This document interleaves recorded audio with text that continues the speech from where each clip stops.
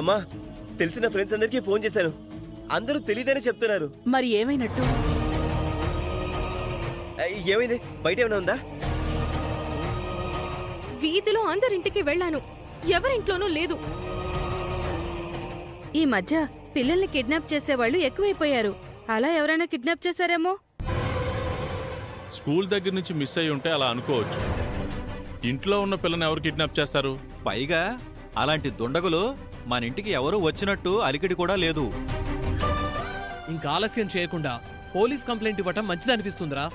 అవునయ్యా, police complaint ఇవ్వడమే నాకు మంచిది అనిపిస్తుంది. మేము వెంటనే స్టేషన్ బయలుదేరుతాం. నిహారిక పద. వేదవతి గారు, శౌర్యని మీరే కాపాడాలి.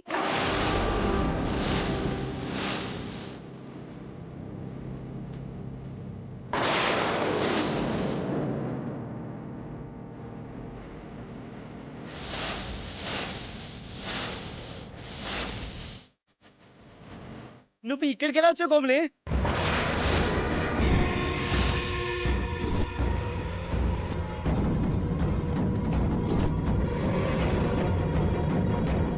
ఈమె నీకు తెలుసా అన్నయ్య?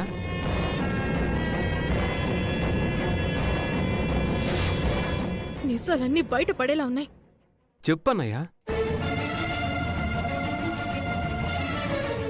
ఎవరండి మీరు? బయటికి నడవండి. కోమలి అంటూ అంత చనువుగా అడిగాడు, నువ్వెందుకు పంపించేస్తున్నావు? కృష్ణ మొహంలో రంగులు మారాయి, నిహారిక మొహంలో కంగారు కనపడుతుంది. Something is wrong.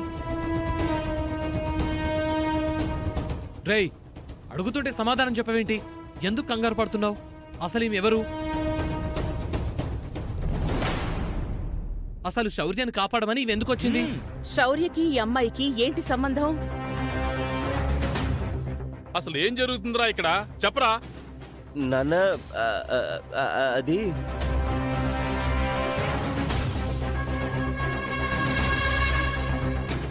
సమాధానాలు కృష్ణబావ దగ్గర నుంచి నిహారిక దగ్గర నుంచి రావు.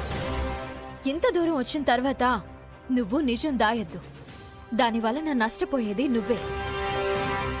శౌర్యాన్ని నువ్వు కలవడం, శౌర్య మీద నువ్వు తల్లి ప్రేమని చూపించడం నేను చూశాను.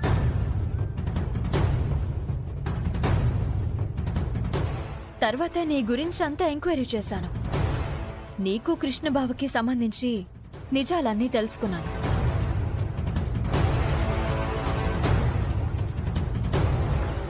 భయపడకుండా ఉన్నది ఉన్నట్టు చెప్పు.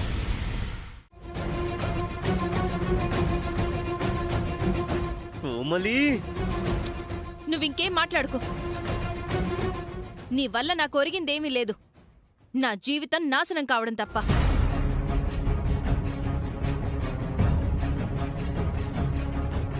ఇంతకాలం అజ్ఞాతంలో బతికిన నేను ఈ రోజు నా కూతురు గురించిన నిజం చెప్పక తప్పదు. ఎవరెవరో వచ్చి ఏదేదో చెప్తారు, మీరు నమ్మేస్తారా? తనింకా ఏం చెప్పలేదు కదా, ఎందుకు కంగారు పడుతున్నారు? చెప్పనివ్వండి. వేదవతి గారు, శౌర్య ఎవరో కాదు, నాకు మీ అబ్బాయి కృష్ణకు పుట్టిన కూతురు.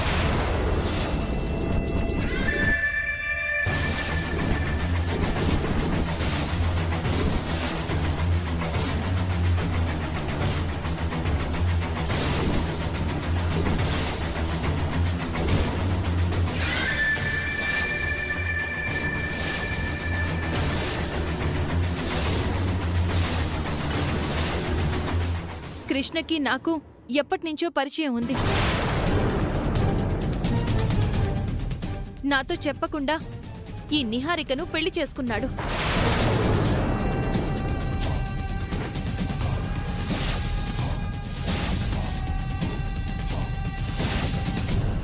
నన్నెందుకు మోసం చేశావు? నన్ను పెళ్లి చేసుకోని నిలదీస్తే మాది సాంప్రదాయ కుటుంబం, నువ్వు అల్లరి చేసావంటే మా కుటుంబం పరువు పోతుంది అని బతిమాలాడు.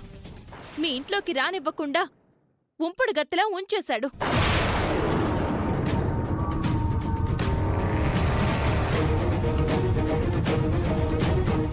ఇక్కడ నిహారికకు అబార్షన్ కావడం, అక్కడ నేను బిడ్డకి జన్మనివ్వడం రెండూ ఒకేసారి జరిగాయి. ఒకరోజు వీళ్ళిద్దరూ నా దగ్గరకొచ్చారు.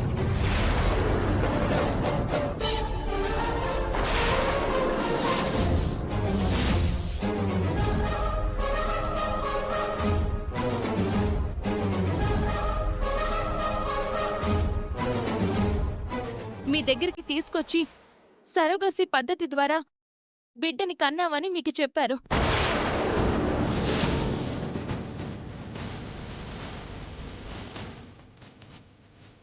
అప్పట్నుంచి నా అవసరాలకి డబ్బులిస్తూ నన్ను దూరంగా ఉంచారు. అది జరిగింది. అయ్యో బాబోయ్, అమ్మ కృష్ణబాబు, ఇంత కథ నడిపించావా? నువ్వు మామూలోడివి కాదు. ముక్కు పడక కోసం నిహారిక ఇంత ప్లాన్ వేసిందా? సామాన్యురాలు కాదు. రేయ్, ఏంట్రా ఇది? సినిమాలో కంటే దారుణంగా చేశారు.